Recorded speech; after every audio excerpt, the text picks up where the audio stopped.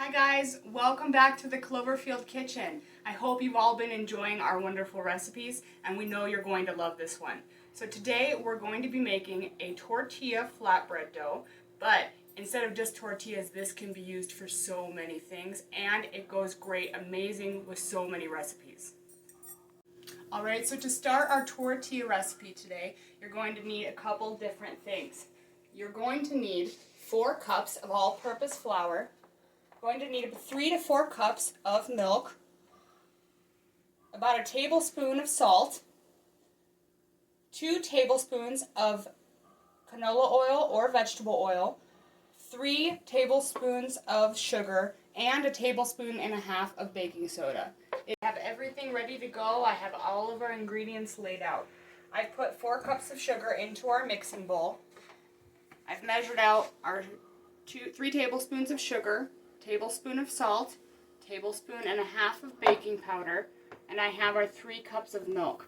Now I have warmed the milk.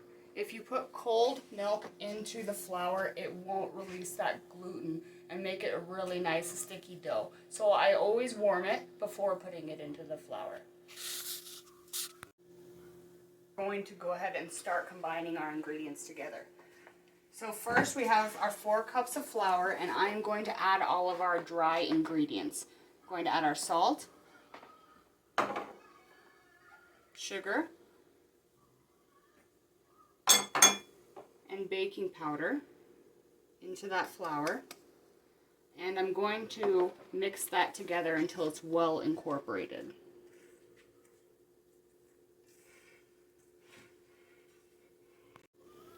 After your dry ingredients are well incorporated, we're going to add our 2 tablespoons of oil. Now what I do is just drizzle this oil onto the flour, just a little bit, about a tablespoon, and I'm going to start incorporating that into the flour. Once that is incorporated, we're going to add the next tablespoon. And then make sure you mix this really well. We want that oil well dispersed throughout the flour.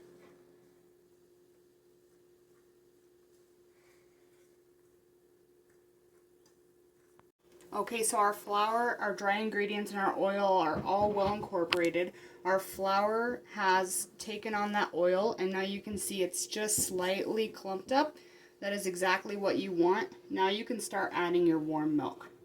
We're only going to add this a little bit at a time. And we're going to start incorporating that milk into our flour.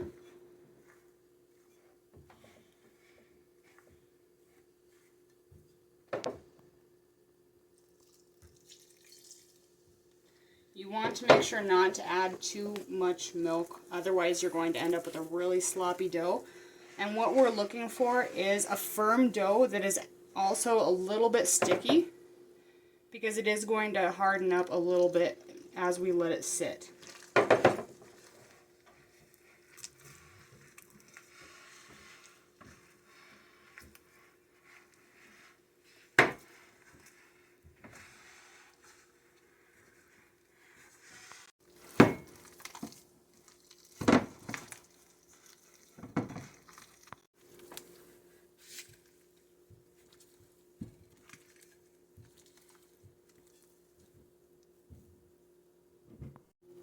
Okay, so we have incorporated all of our ingredients and we have mixed that together well.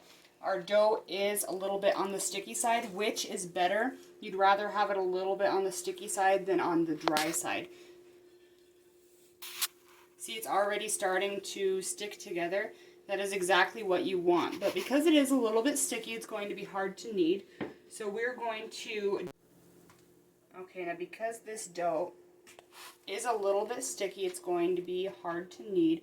So we're going to flour our surface here and take the dough and transfer it from the bowl on. Okay, so our ingredients are all well incorporated together. It is sticky, and as you can see, it's already starting to stick together. This is what we want, that release of the gluten in that dough. But it is a little bit sticky, so it's going to be a little hard to knead. So we're going to take our dough and transfer it onto a floured surface.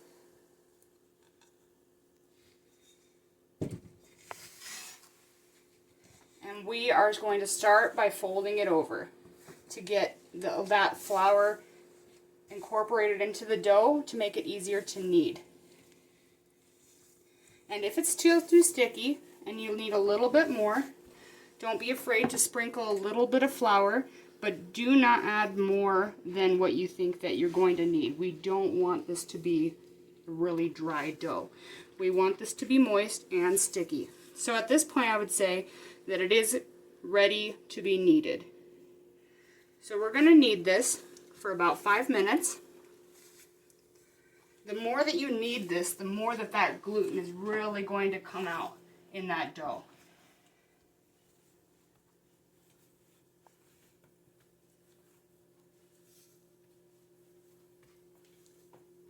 Again, don't be afraid to use a little bit of flour just to keep things from sticking.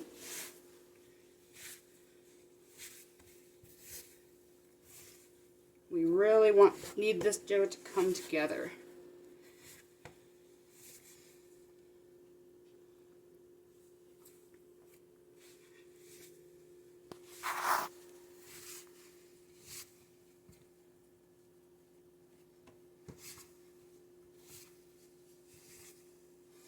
As you can see, it's only been about 30 seconds, but this dough is already starting to come together nicely.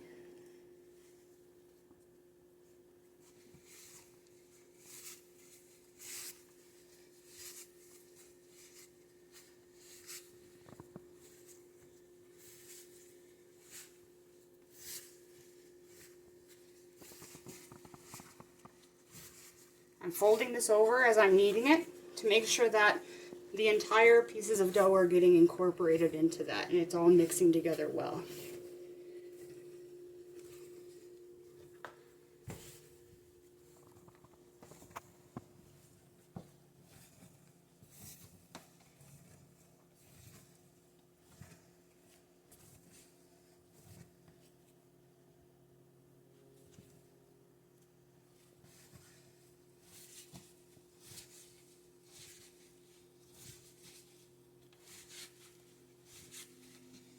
Okay, I'm going to mix this for a couple more minutes, and then I'll bring you guys back and show you what it's going to look like. Okay guys, now it is time to make our tortillas. Our dough has been resting a little over an hour, and it is perfect. Look at that, the moisture retained. I'm going to go ahead and take that out. It is going to be a little bit sticky, that's okay, that's what we want. Just a few more kneads there to get that flour back into it from the bottom of our container. Now at this point, we can go ahead and break it into pieces, so you can use it for each tortilla, or you can use it for later use and put it in the fridge. So we're going to take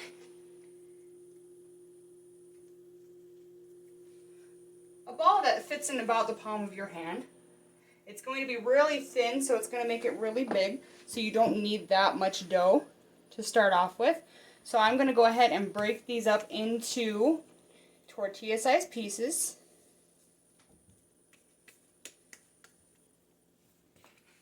And get those going. Okay, so I have gotten these into workable size pieces of dough. Now I'm going to set some of these aside for later. So I'm going to use our same pan, the same container that we used to rest it, and I'm going to lightly flour and place those ones I'm not going to use right now with a layer in between of flour so they don't stick. And I'm going to put those away for later.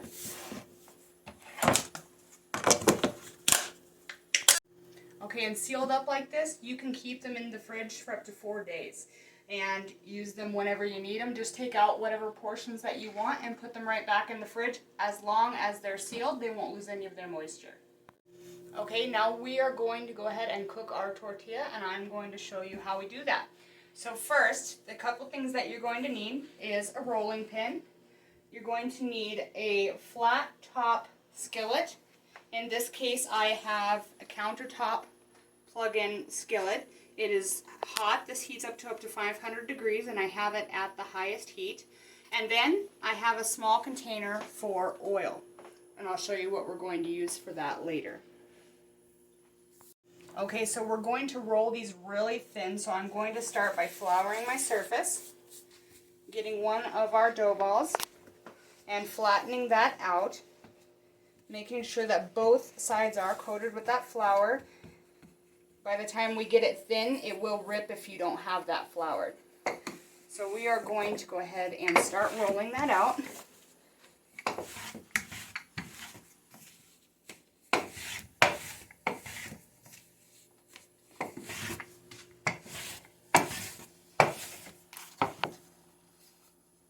So you can see it's starting to get a little bit sticky, so I'm just going to flour that a little bit before flipping it back over.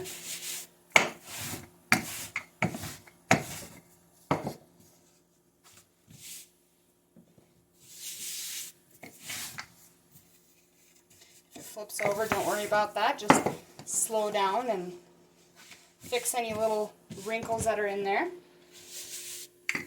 As you can see, it's already getting pretty thin, so it's almost ready. And don't worry if it's in a perfect circle or not. For this recipe, it is not going to matter much.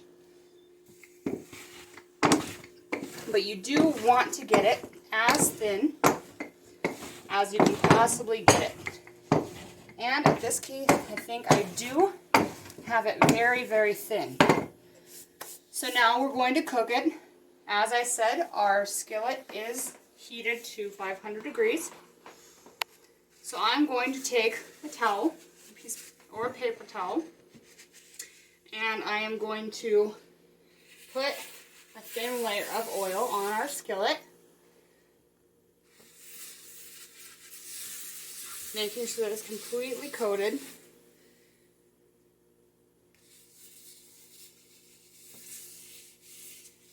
Alright, now we're going to take our tortilla off of the counter here. Be very careful. You see how thin it is? It is super delicate. And when the heat touches it, it is going to shrink. So I'm going to show you a little technique here. When you put that on there, I use my hand because it's not hot yet, and I just spread this out. Again, like I said, you want it as thin as possible. Once those bubbles start to form on there, I'm going to take a little bit more oil, and I'm just going to dab the surface of this tortilla.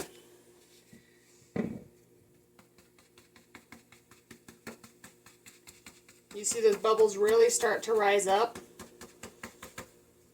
and this will allow both sides to cook without losing the moisture because it's a very floury bread. And if you don't use any oil or anything, it will be very dry.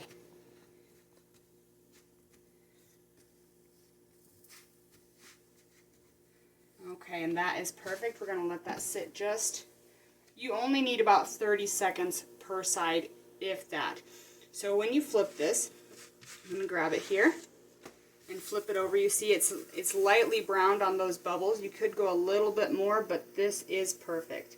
So you don't need to do anything here. It's cooking on the other side right now, and it does not take long at all. It is super thin.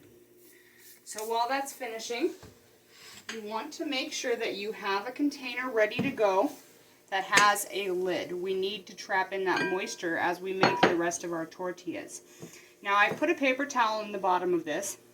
If you don't do this, then your bottom of your bowl is going to accumulate moisture, and then your bottommost tortilla will be ruined. So in this case, I'm going to go ahead and flip that over, just like this. Put that right into our bowl. Make sure that is covered, and I'm going to move on to the next one.